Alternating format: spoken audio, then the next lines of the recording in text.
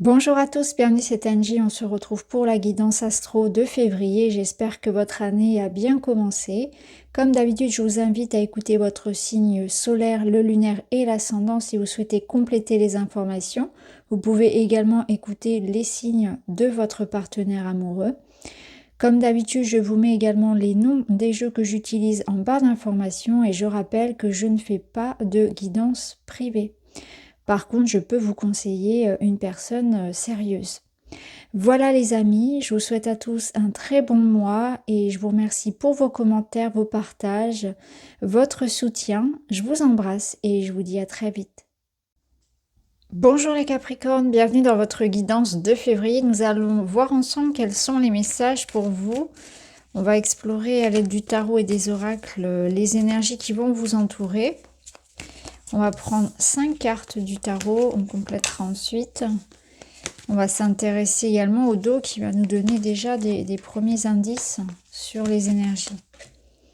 Alors, au niveau du dos, vous avez une belle carte, vous avez un 6 de coupe qui va nous parler de générosité, de partage, d'une énergie légère, enfantine, de compassion, d'amour.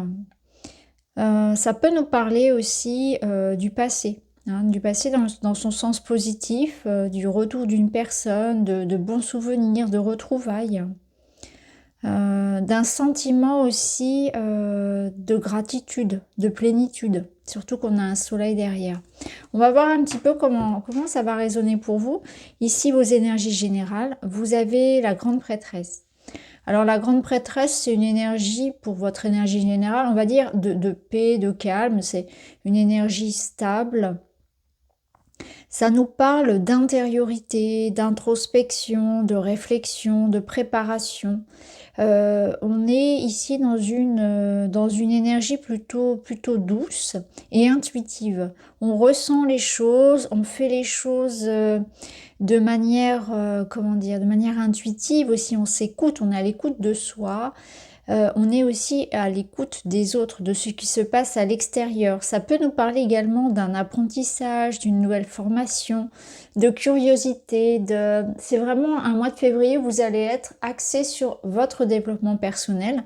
Donc ça peut englober énormément de choses. C'est une curiosité intellectuelle, professionnelle, une curiosité sur soi aussi, donc un temps d'introspection comme je l'ai déjà dit, un travail sur soi. Ça peut être aussi l'idée de repos, un mois de repos, de lecture, vraiment de recherche, de préparation. Un mois où on parle un petit peu moins, on est peut-être un petit peu moins dans la sortie et dans le mouvement, surtout dans le mouvement et dans l'action, mais plutôt dans une réflexion, une préparation, une introspection, une intériorité. Et la grande prêtresse, elle vous dit aussi que pour le moment, c'est une période où les choses doivent venir de l'intérieur, où à l'extérieur, ça peut vous sembler un petit peu compliqué, trouble, incertain, et c'est un repli sur soi, c'est l'idée d'aller chercher en soi les réponses, que ce qui compte, ce qui est important aussi, c'est de s'écouter pendant ce mois de février. Alors on va remettre une carte par-dessus, pour avoir une autre énergie qui va compléter, et vous avez le ressentir, le mot ressentir. Donc on voit qu'on est beaucoup effectivement à l'écoute de ce qu'on ressent, on s'écoute tout simplement. On est dans une vérité personnelle, donc plus attentif à son corps, à ses besoins, à ses envies. On se pose peut-être aussi des questions justement sur ce que l'on veut. On peut se mettre aussi en retrait vis-à-vis d'une personne, vis-à-vis du monde de manière générale, pour s'intérioriser, pour s'écouter, pour ressentir. Le ressentir, je le ressens aussi. Alors, on peut y voir des sentiments ici, un amour secret, un projet que l'on garde pour soi, quelque chose que l'on nourrit à l'intérieur. Et c'est l'idée aussi de se laisser justement se permettre de ressentir les choses, se permettre de s'écouter et se permettre d'aller vraiment dans l'émotion, de la vivre. On n'est plus ici dans un refus de quelque chose que l'on a envie de vivre, que l'on a envie de ressentir. Donc on sent aussi que vous êtes vraiment guidé intérieurement par un élan, par une passion, par un désir, quelque chose comme un moteur qui vous porte et que peut-être habituellement vous n'écoutez pas. Donc là il y a des choses qui se développent aussi en vous. Je pense que pour certains aussi on est dans un un développement, des capacités, je dirais, extrasensorielles, peut-être parapsychiques qui sont en train aussi de se développer. Est-ce qu'il y a parmi vous des gens qui vont travailler le magnétisme, la cartomancie, etc., les énergies de manière générale? Ça peut être le cas, mais c'est aussi l'idée que vous êtes vraiment en train de vous déployer. Il y a quelque chose qui est en préparation, comme une couvade, comme une sorte de préparation qui, dans les mois prochains, donc sur le printemps, va éclore et va donner quelque chose de très très beau et de très personnel. Quelque chose que vous avez réellement désiré, qui vous correspond et qui est le fruit d'un désir profond. Alors au niveau perso, pas au niveau perso, pardon, au niveau du travail et de l'argent, on est sur un 4 de bâton. Donc le 4 de bâton, c'est quelque chose de très équilibré, très harmonieux. On y voit ici des quatre sorcières qui font la fête. Donc quelque chose à célébrer, à fêter, une récompense, une victoire. En tout cas de la stabilité en termes professionnels et de l'argent. Donc en termes d'argent, c'est très bon. Ça peut nous parler vraiment d'argent qui vous arrive, d'une somme d'argent qui entre, ou voilà, d'une promotion. Ça peut nous parler tout simplement qu'on est dans un moment où on peut se permettre de se faire un petit peu plaisir, et il y a des choses à célébrer. Donc là ici on célèbre quelque chose, on peut fêter une crémaillère, on peut célébrer un nouveau travail, un projet, la victoire sur une situation, ça peut être ça. Et ça nous parle aussi de construction. Donc on est dans la notion d'un travail d'équipe, de complicité, donc on est bien entouré aussi, hein. Il y a cette notion-là de convivialité. Alors, on va compléter, on va prendre un autre oracle pour voir un petit peu ce 4 de bâton. Ça peut concerner quelque chose de familial, donc peut-être quelque chose en lien vraiment avec le foyer, une maison, l'immobilier. Également, alors ici, on a l'homme mûr, le consultant, donc on a cette question de sagesse, de maturité. Ça peut représenter un homme, vous ou un homme. On a un commencement. Et on a des documents. Donc on voit bien qu'il y a des communications, des documents, des écrits, des messages qui apportent un renouveau, quelque chose que l'on va fêter. Donc peut-être que quelque chose que vous avez ici attendu est en train d'arriver, en train de se faire, de s'officialiser sur le mois de février, qui concerne l'aspect matériel, professionnel et argent. Ça peut être en lien avec quelque chose qui concerne directement la maison, le foyer également, et notamment un enfant. Mais ce que je ressens ici, c'est surtout que vous êtes prêts pour quelque chose de nouveau. Donc ça peut être aussi un nouveau départ que l'on fait, ou quelque chose qui justement vous apporte une réponse positive et vous amène l'officialisation du projet, hein. Ça peut être ça. Un accord que l'on attendait, un document que l'on attendait. La notion d'aide, la notion d'engagement aussi, donc ça peut concerner l'aspect matériel lorsqu'il s'agit d'investir, d'officialiser les choses de manière administrative et financière. En tout cas, c'est très positif ici. On voit que ça vous apporte du renouveau et de la concrétisation ici. On communique, on fait les choses et on a une forme de victoire et de célébration sur ces projets. On voit que ça a pris du temps, hein. Ici, on a l'escargot. Au niveau personnel, vous avez la force. Alors la force au niveau personnel, elle va vous aider à tempérer un petit peu vos communications. Elle va vous aider à vous faire entendre et en même temps à gérer les conflits avec, vous voyez, c'est un petit peu la main de fer dans le gant de velours, c'est qu'on arrive à régler une situation, on arrive à se faire entendre, à se faire respecter, sans pour autant avoir besoin de hausser le ton, etc. C'est vraiment une carte qui aide à gérer les situations relationnelles, à avoir une communication bienveillante, à régler tout problème. Donc là, on est dans l'idée de pouvoir arranger une situation au niveau personnel. La force, elle vous donne aussi du courage, de la force, bien évidemment, de la confiance, et l'idée de pouvoir réussir à régler des problématiques relationnelles, si c'est le cas, hein, si vous êtes actuellement dans une situation un petit peu difficile. Alors on va voir de quoi il ressort. Et la force, elle vous invite vraiment à aller plutôt dans l'idée du compromis, plutôt que dans l'idée de forcer les choses par par la violence, qu'elle soit verbale ou physique. Vous voyez, il y a vraiment cette notion de stratégie, de tactique, d'intelligence du cœur aussi, hein, d'écoute, d'empathie.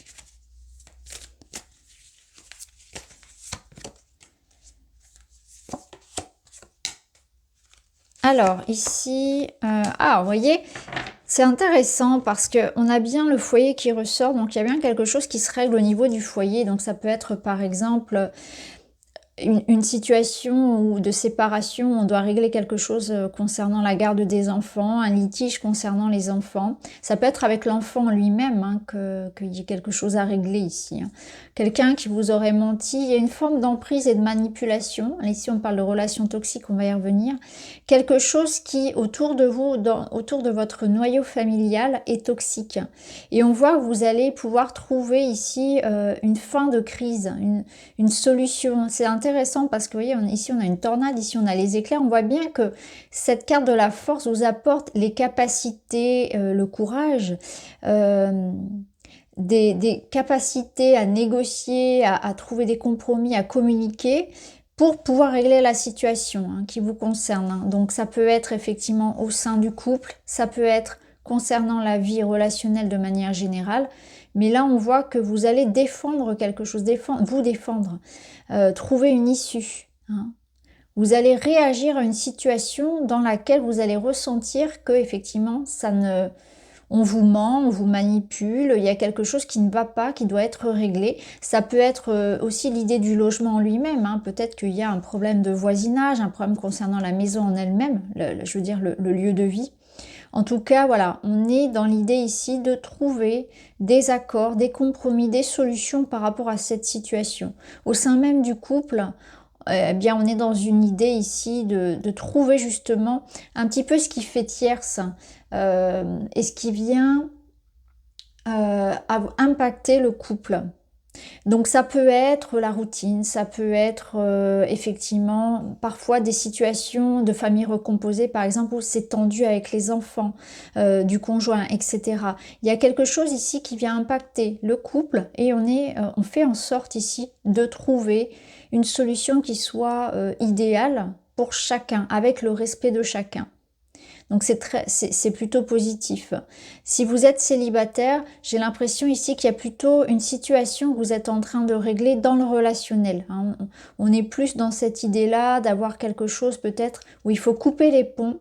Et d'ailleurs ça va concerner un petit peu tout le monde, célibataire ou en couple.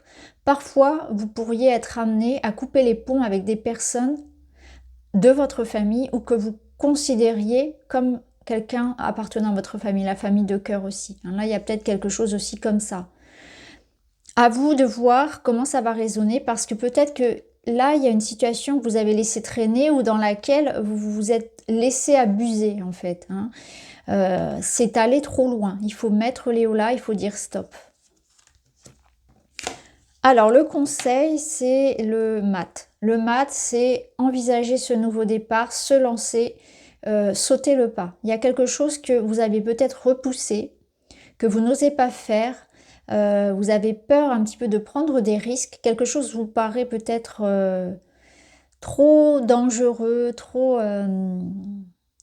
comment dire? Vous partez en terre inconnue et ça vous semble un petit peu hasardeux.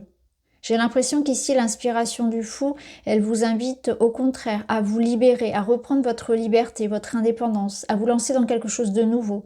Un nouvel apprentissage, un nouveau lieu, une nouvelle aventure, peu importe l'aventure. Et à reprendre aussi cette idée de nouveau cycle et de liberté.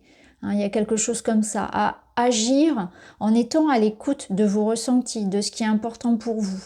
En vous permettant cette liberté-là aussi, hein, de ne pas faire forcément comme tout le monde le fait et en étant vraiment dans votre unicité. Alors la finalité du mois, on a un 8 d'épée qui vous parle vraiment d'un mois où ça va pas être forcément évident parce que vous allez être partagé entre un mental qui vous limite avec vos croyances ici et vos peurs et un instinct, quelque chose qui vient du ventre, quelque chose qui vient du cœur, vous savez, des ressentis extrêmes où vous savez que vous devez faire quelque chose, vous lancer, et puis il y a les pensées qui vous limitent. Donc là, on vous dit clairement avec le 8 d'épée que ce mois-ci, La victoire est assurée, vous êtes capable de lancer, de partir vers un nouveau voyage, de régler des situations, d'aller sur la voie de vos ressentis, de ce qui compte pour vous, de ce qui est important. Écoutez-vous.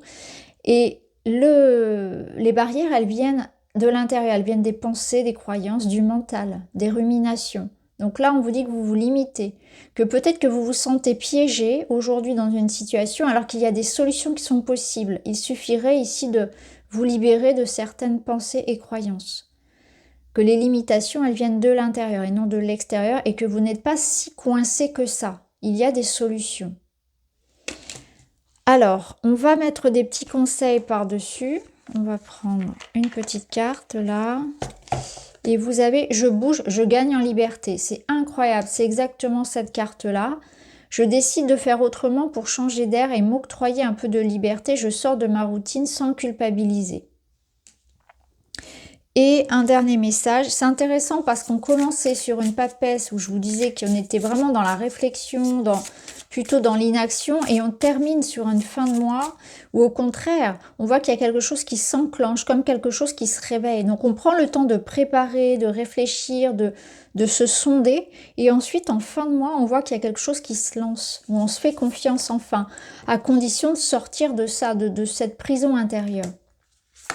Et enfin, comme message, vous avez « Je suis conscient et lucide. Qu'est-ce que je désire le plus ?» Exactement. Qu'est-ce que je désire le plus?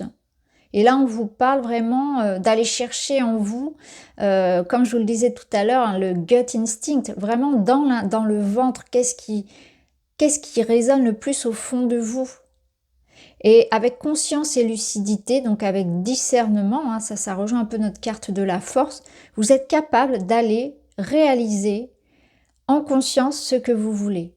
Alors ça demande effectivement d'affronter ses peurs, ça demande d'affronter quelque chose de nouveau, peut-être un orage, mais en même temps vous avez la victoire. Donc voilà pour vous les amis, j'espère que ça vous parle. N'hésitez pas à me dire en commentaire. Je vous remercie d'avoir regardé, je vous embrasse et je vous dis à très vite.